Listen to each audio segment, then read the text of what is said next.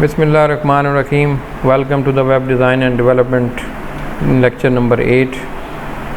Last lecture में हमने XHTML और HTML इंट्रोड्यूस की थी और उसके जो बेसिक सिंटैक्स है वो हमने स्टार्ट किया था। बेसिक सिंटैक्स की तमाम जो फॉर्मल डेफिनेशंस थी वो हमने डिस्कस की थी और उसमें काफ़ी सारे जो टैग्स थे जिसमें हेडिंग्स, बॉडी और ये HTML और ये सारी चीज़ें हमने कवर की थी। इसके अलावा हमने डॉक्यूमेंट स्ट्रक्चर देखा था। डॉक्यूमेंट स्ट्रक्चर में हमने कहा था कि कौन सी चीज़ें हैं जो हमें हर डॉक्यूमेंट के अंदर मेंशन करनी हैं और उनका क्या मतलब होता है, ये हमने डिस्कस किया था। उसके अलावा हमने बेसिक मार्कअप्स जो हैं वो डिस्कस किए थे जिसमें काफ़ी सारे टैग्स आए थे, उनके बारे में हमने डिस्कशन की थी। आज के लेक्चर को हम वहीं से आगे स्टार्ट करेंगे और बकिया जो हमारा HTML का सिंटैक्स रहता है उसको हम कवर करेंगे।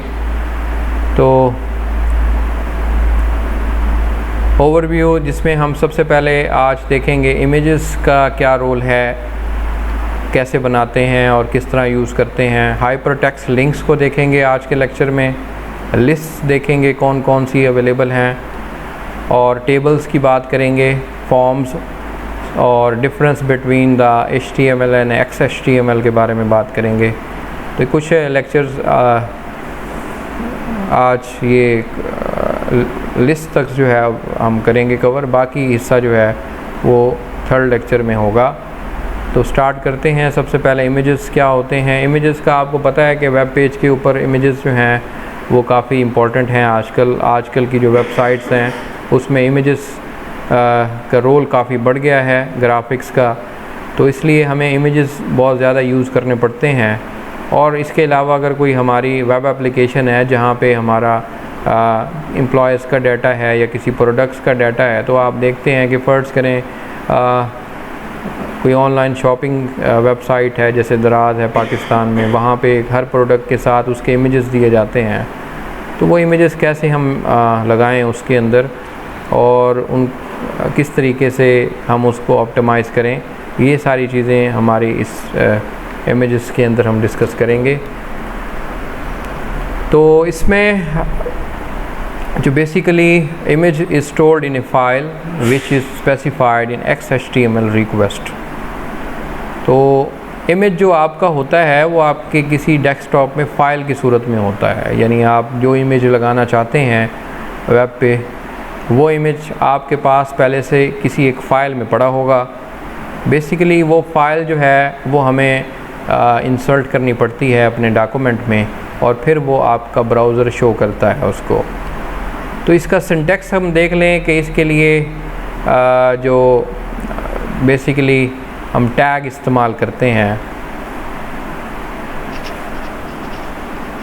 तो वो फॉर्मेट्स कौन से होते हैं इमेजेस के वो देखते हैं हम। जैसे मैंने कहा है कि वो फ़ाइल आपके डेस्कटॉप पे पड़ी होगी कंप्यूटर में, तो वो फ़ाइल की इमेज फॉर्मेट में होती है। तो उसमें दो इम्पॉर्टेंट मेथड्स हैं जो कि इमेज को रिप्रेजेंट करते हैं। एक को हम ग्राफिक इंटरचेंज फॉर्मेट कहते हैं जिसको हम जिफ फॉर्मेट कहते हैं। बेसिकली हम इसको जिफ इमेज भी कहते हैं और ये जिफ इमेज हमारा ग्राफिक इंटरचेंज फॉर्मेट होता है। दूसरा जो फॉर्मेट है वो जॉइंट फोटोग्राफिक एक्सपर्ट ग्रुप होता है जिसको हम JPEG कहते हैं। तो ये हमारे पास जो JPEG है ये फॉर्मेट होता है, दूसरा जिफ फॉर्मेट होता है। तो दोनों जो है वो यूज़ होते हैं। Most browsers can render the images on either of these two formats. तो हमारे जो ब्राउज़र्स हैं वो ये दो ख़ास तौर पर जो फॉर्मेट्स हैं वो अंडरस्टैंड करते हैं और हम दोनों फॉर्मेट्स के अंदर फाइल्स को अपलोड कर सकते हैं और दोनों ही ज़्यादा सूटेबल होती हैं। GIF format was developed by the ComServe network service provider for the specific purpose of transmitting the images. It used the 8-bit color representation of pixels, allowing a pixel to have 256 different colors. तो basically जो GIF का format है वो स्टार्टली तो 8 bit के ऊपर था और 8 बिट के अंदर जो है वो तकरीबन 256 कलर रिप्रेजेंट हो सकते हैं और ये ComServe नेटवर्क कंपनी है उसने इसको बनाया था। दूसरा जो JPEG है ये 24 बिट कलर तक चला जाता है और ये ट्रू कलर्स के अंदर हम इसको कहते हैं, और इसमें आप 16 मिलियन कलर्स जो हैं वो पिक्सल्स शो करवा सकते हैं। और इसके लिए जो नॉर्मली शॉर्ट जो एक्सटेंशन इस्तेमाल होती है वो .jpg और .jpg-EG जो है वो दोनों JPEG को डिफ़ाइन करते हैं। तो ये दो फॉर्मेट्स हो गए। थर्ड जो है हमारा इमेज फॉर्मेट है जो कि आजकल ज़्यादा पॉपुलर होता है, जिसको हम PNG फॉर्मेट कहते हैं, जो पोर्टेबल नेटवर्क ग्राफिक्स इसका स्टैंड फॉर है। और ये 96 के अंदर जो है वो डिज़ाइन हुआ, और बेसिकली पहले जहाँ GIF इस्तेमाल होते थे उनकी जगह ये PNG जो है वो इमेजेस ने ले ली, और आजकल जो है वो ज़्यादातर PNG इमेजेस जो हैं वो वेब के ऊपर ज़्यादा इस्तेमाल होते हैं और उनका रिज़ल्ट GIF फॉर्मेट से ज़्यादा है। बेसिकली वो जो GIF फॉर्मेट थे वो 8 बिट के ऊपर थे, और ये PNG फॉर्मेट्स को हम 254 तक जो है वो हम इसको ले सकते हैं। तो ये हमारे पास 3 फॉर्मेट्स हो गए हैं और अच्छे तरीके से आप इनको अंडरस्टैंड। तो हम ये अब स्टार्ट करते हैं कि XHTML में इमेजेस को कैसे हम लिखेंगे। तो इसके लिए जो टैग इस्तेमाल होता है वो बेसिकली इमेज टैग है, और इमेज टैग हम इस्तेमाल करते हैं। ये हमारा क्लोजिंग टैग है और इसी तरह ओपनिंग टैग भी होता है। The image tag which is inline tag specify a image to appropriate document. तो हमारे पास ये टैग है। In the simplest form the image tag includes the 2 attribute SRC, इसको हम सोर्स एट्रीब्यूट कहते हैं, और दूसरा होता है आल्ट एट्रीब्यूट। तो ये 2 एट्रीब्यूट जो हैं वो इसके साथ एसोसिएटेड हैं इमेज टैग के साथ। In the file, the same directory as XHTML file of document, the value of the SRC is just name, image file name। अगर तो आप इस वक्त करंट डायरेक्टरी के अंदर आपकी फ़ाइल पड़ी हुई है जिसमें आप काम कर रहे हैं, तो जस्ट आप वहाँ पे उस फाइल का नाम ही दे देंगे जो भी इमेज का होगा उस वक्त। फ़र्ज़ करें XYZ उसका नेम है, तो वो XYZ.jpg या PNG जो भी होगा वो आप असाइन कर देंगे। उसके साथ जो 2 ऑप्शनल एट्रीब्यूट्स होते हैं वो हाइट और विड्थ के होते हैं, आपकी इमेज की हाइट और विड्थ के। And if the image file name is star.jpg, the image file store the image subdirectory, the value of the SRC would be as follows. तो ये उसका फॉर्मेट एग्जांपल में आपको बताया गया। अगर तो करंट डायरेक्टरी के अंदर जो है वो आपके इमेजेस पड़े हुए हैं, यानी करंट डायरेक्टरी ये होती है कि आप जब कोई हम प्रोजेक्ट बनाएंगे .NET के अंदर, वहाँ पे आपके प्रोजेक्ट के अंदर एक फ़ोल्डर होगा इमेजेस का। उस इमेजेस में हम तमाम वेबसाइट पे जितने भी इमेजेस हमने डालने हों वो सारे उसमें कॉपी कर देते हैं, और फिर अगर तो उसमें पड़ी हुई है फ़ाइल तो डायरेक्ट हम फ़ाइल का नाम star.jpg दे देंगे तब भी चल जाएगा, images/star.jpg तब भी जो है वो वहाँ से फ़ाइल रिट्रीव हो जाएगी। अब हम इसकी एक और एग्जांपल देख लेते हैं। यहाँ पे हम एक इमेज का टैग ओपन किया, SRC जो है इज़ इक्वल टू हमने कहा C210.jpg, यानी ये फ़ाइल का नाम है, डबल कोट्स के अंदर मैंने दिया। ये जैसे मैंने कहा था तमाम एट्रीब्यूट की वैल्यूज़ जो है वो डबल कोट्स के अंदर दी जाती है। उसके बाद मैंने यहाँ पे अगला जो एट्रीब्यूट कहा कि alt is equal to picture of कैसना 21, ये हम उसको एक नाम दे रहे हैं जो कि हम यूज़ कर सकते हैं, और ये हमारा टैग यहाँ पे एंड हो गया। तो यहाँ पे एक और एग्जांपल यहाँ पे आपको नज़र आ रही है जहाँ पे ये सारे वो टैग्स हैं जो मैं इनके ऊपर तो हेडिंग्स वगैरह इनकी बात हो रही है। तो मैं डायरेक्ट इमेज वाले टैग की तरफ चलता हूँ यहाँ पे। तो यहाँ पे अब आप देखें कि मैंने यहाँ पे इमेज SRC यहाँ पे देखें वही टैग दिया है, आर्ट भी वही दिया है, यहाँ पे इमेज ख़त्म हो गया। उसके बाद मैंने यहाँ पे कोई टेक्स्ट लिखा है, उसके बाद फिर लाइन ब्रेक हो गई, उसके बाद हम एक और टेक्स्ट दे रहे हैं, फिर पैराग्राफ भी एंड, बॉडी भी एंड और HTML टैग भी एंड। इसकी जो मतलब फाइनल पिक्चर है वो आप देख सकते हैं कि इस तरीके से वो टेक्स्ट होगा और फिर उसके नीचे इमेज शो होगा। तो इस तरीके से हम ये क्लियर करेंगे।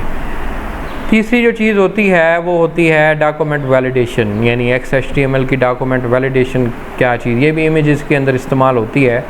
बेसिकली जो हमारे मुख्तलिफ इमेजेस हम इस्तेमाल करते हैं, क्या वो हमारी वेब के लिए वैलिडेट हैं या नहीं है, इस चीज़ की वैलिडेशन हमें इसके थ्रू करनी पड़ती है। The file name of the document is to be validated entered including the path और फाउंड बाय ब्राउजिंग। हो सकता है कि आपने जो फाइल का कोड लिखा हो HTML में, वो फाइल नेम में कोई एरर हो, यानी वो ओरिजिनल इमेज का जो फाइल नेम है आपने जो शायद कोई स्पेल मिस्टेक हो या कोई और कोई माइनर चेंजेस हो, तो जिसकी वजह से वो इमेज जो है वो वहाँ से रिट्रीव तो नहीं कर सकेगा। तो उस केस में जो वैलिडेशन होती है वो हम इस सिनेरियो में करेंगे। तो वैलिडेशन में हमें काफ़ी सारी ऑप्शंस होती हैं, हम काफ़ी तरह की इसमें वैलिडेशन कर सकते हैं। इसको हम एग्जांपल में देखते हैं। तो यहाँ पे मुख्तलिफ़ रेफरेंस हम इस्तेमाल करेंगे।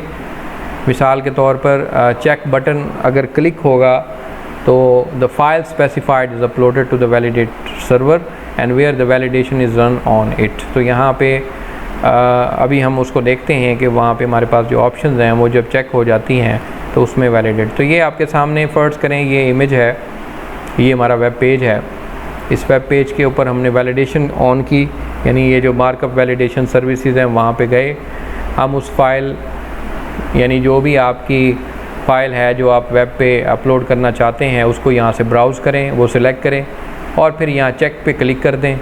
चेक पे जब आप क्लिक करेंगे तो आपके सामने ये ऑप्शंस आ जाएंगी, जिसमें शो सोर्स, शो आउटलाइन, इसमें आप सोर्स भी शो कर सकते हैं उस इमेज का, वैलिडेशन एरर पेज, ये कॉपीराइट्स वगैरह भी पता चल जाएंगे आपको यहाँ पे कि आपने जो इमेज जो यूज़ किया है वेब पे वो कोई ऐसा इमेज तो नहीं है जो कि पहले किसी की ऑनरशिप हो या किसी वेब से आपने उसको कॉपी पेस्ट किया हो। तो वो चीज़ें भी हम इसके अंदर कवर कर सकते हैं। तो ये काफ़ी अहम मैकेनिज़्म है जो कि हम इस्तेमाल करते हैं वैलिडेशन को इस्तेमाल करने के लिए। तो यहाँ पे हमारा जो अगला यानी मार्कअप है वो है हाइपर टेक्स्ट लिंक्स, यानी हाइपर लिंक्स जो वगैरह हम देते हैं ये काफ़ी इंपॉर्टेंट होते हैं। अगर आप सिर्फ वेब पेज पे टेक्स्ट ही दिखाते रहेंगे तो वो काफ़ी अनोइंग हो जाता है। तो साथ हमें लिंक्स भी देने पड़ते हैं ताकि लोग जो है वो नेविगेट कर सकें एक पेज से दूसरे पेज पे या एक वेब से दूसरे वेब पे। तो वो काफ़ी इंटरेक्टिव वेब पेजेस होते हैं। A hyperlink is an HTML document which is simply called the link act as a pointer to some particular placed in the some web's resource। Link जो आपका होता है आपके, यानी जब आप वेब के ऊपर लिंक लगाते हैं वो बेसिकली किसी और पेज को रिप्रेजेंट कर रहा होता है या उसका रिसोर्स होता है। जब आप उस पर क्लिक करते हैं तो आप एक और वेब पेज पे मूव हो जाएंगे, तो वहाँ पे और कोई लिंक हो सकते हैं। That resource can be the XHTML document anywhere on the web or it may be the document currently being the display। तो या तो वो लिंक हमारा जो सोर्स हो सकता है वो उसी वेब का हो सकता है जिस पे आप इस वक्त मौजूद हैं, या किसी और वेब का भी हो सकता है जो कि किसी दूसरे वेब पेज के ऊपर आपको लेके जाए। Without link the web page would be the boring and tedious to read। तो यहाँ पे मैंने जैसे कहा है कि अगर आप सिर्फ वेब में डॉक्यूमेंट ही दिखाएंगे, सिर्फ रीडेबल मटेरियल होगा उसमें, तो वो काफ़ी अनोइंग होंगे। हम उसके अंदर लिंक्स ऐड करेंगे तभी वो इंटरेक्टिव वेब पेजेस बनते हैं। तो एक और चीज़ के ये जो लिंक्स हैं इनके अंदर कोई लॉजिकल रिलेशनशिप भी होना चाहिए। ऐसा नहीं कि हम फ़र्ज़ करें हमने कोई टॉपिक अगर एक्सप्लेन किया है अपने वेब पेज के ऊपर किसी रिज़ल्ट के बारे में किसी स्टूडेंट के, या हमने कोई टॉपिक एक्सप्लेन किया है किसी इकोनॉमिक सिचुएशन के ऊपर, तो उसके ऊपर जो हम लिंक्स देंगे तो उसी से रिलेटेड होने चाहिए। ऐसे नहीं है कि वहाँ पे आप स्पोर्ट्स का लिंक डाल दें और जो भी यूज़र आए और वो वहाँ से उस लिंक पे चला जाएगा तो वो काफ़ी वहाँ से अल्ट होगा। तो इस तरह की लॉजिकल रिलेशनशिप हमें कायम करनी पड़ती है इन तमाम लिंक्स के अंदर। तो links are essential to building the interesting website. वही मैंने कहा है कि जैसे आप लिंक देंगे आपकी वेबसाइट उस तरह काफ़ी इंटरेक्टिव होगी। अब ये लिंक्स कैसे बनाते हैं ये भी देख लेते हैं। A link that point to the difference resource specify the address of resource. तो मैंने जो लिंक होगा वो आपकी रिसोर्स को पॉइंट कर रहा होगा।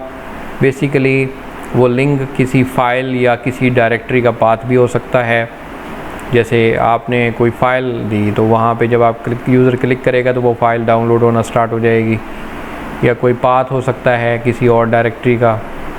If the link point to specify place in the document the other than the beginning and the place show must be marks, तो जहाँ पे लिंक आप दें वहाँ पे उसको मेंशन भी करें कि वो लिंक जो है वो किस किस्म का है, उसका टाइटल दें।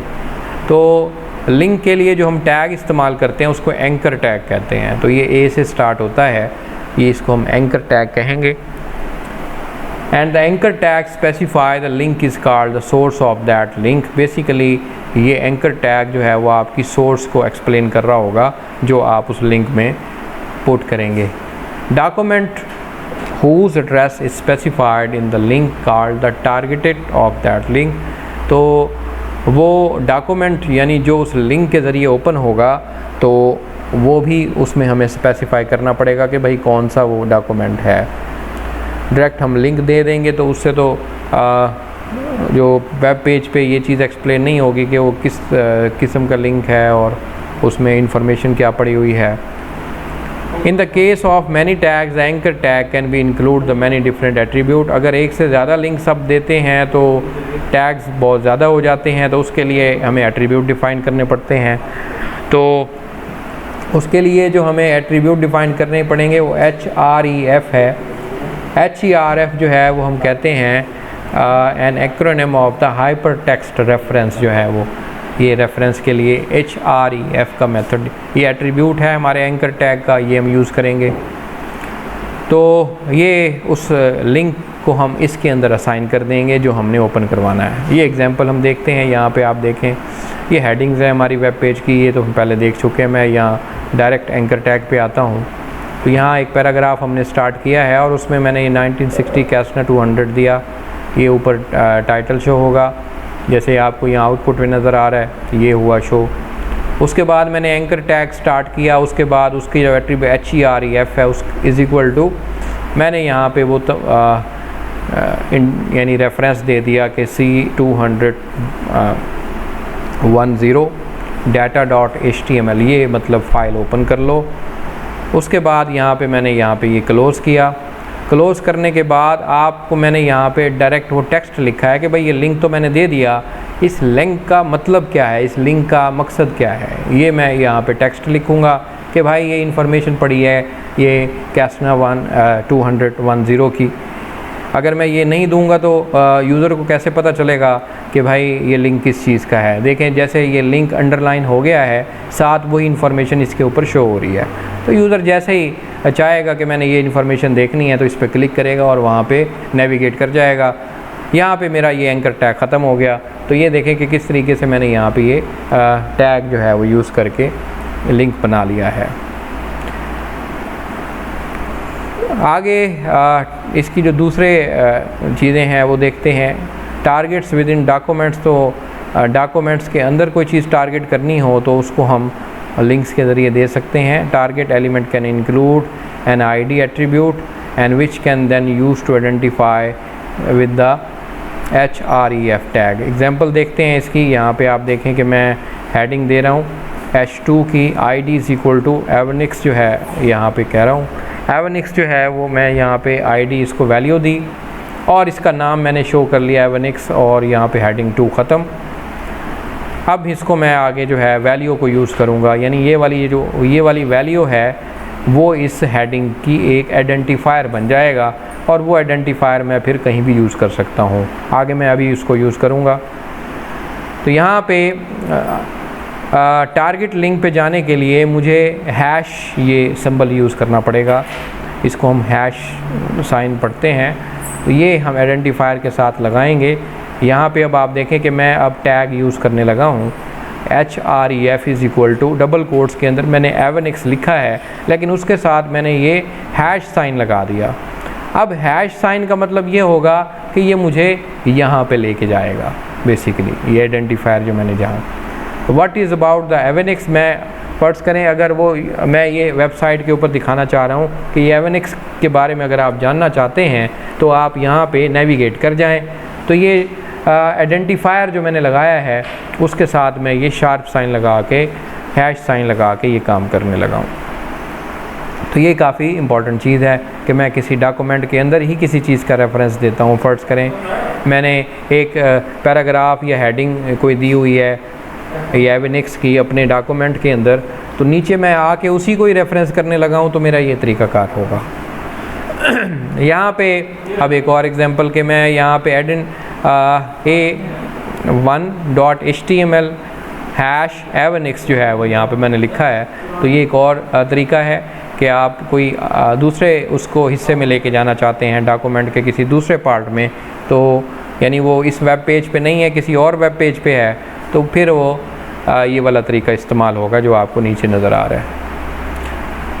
अगला जो इम्पॉर्टेंट टूल है जो कि हम HTML में इस्तेमाल करते हैं वो लिस्ट का है। लिस्ट हम काफ़ी सारी यूज़ कर सकते हैं।